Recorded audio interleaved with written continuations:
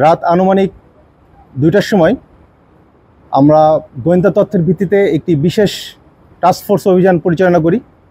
সেখানে ম্যাজিস্ট্রেট সহ পুলিশ সদস্য, বিজিবি সদস্যের সাথে থাকে।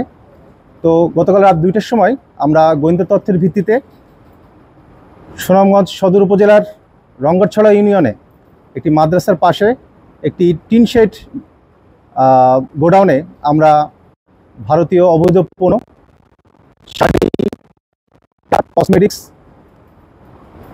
চকলেট সহ অন্যান্য দ্রব্য সামগ্রী আমরা জব্দ করতে সমর্থ হই, যার বাজার মূল্য আনুমানিক 5.5 কোটি টাকা।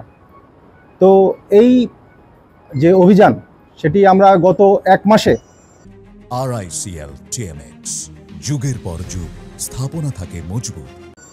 আমাদের কিন্তু এই সিজারের পরিমাণ অনেক বেশি।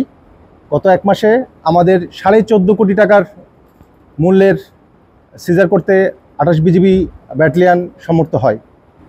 তো এটার প্রেক্ষিতে আমরা বলতে চাই যে স্মাগলিং যে বেড়ে গিয়েছে, ব্যাপারটা অনেকটা এরকম না, বাট আমাদের যে ইন্টেলিজেন্স, সেটি কিন্তু আমরা অনেকাংশে জোরদার করেছি। এই গোয়েন্দা তথ্য আমাদের কাছে আগের থেকে অনেক বেশি আসছে এবং অ্যাকুরেসি অনেক বেশি। এই জন্যই আমাদের বিজিবি সদস্য রাত দিন 24 ঘন্টা পরিশ্রম করে এবং এই গোয়েন্দা তথ্যের ভিত্তিতে আমরা এই আভিযানিক কার্যক্রম পরিচালনা করে আসছি, স্থলপথে এবং নৌপথে। এবং আমাদের যে টহল কার্যক্রম এবং গোয়েন্দা নজরদারি আগের থেকে অনেক বেশি আমরা ত্বরান্বিত করেছি এবং এই ধারা ভবিষ্যতে অব্যাহত থাকবে।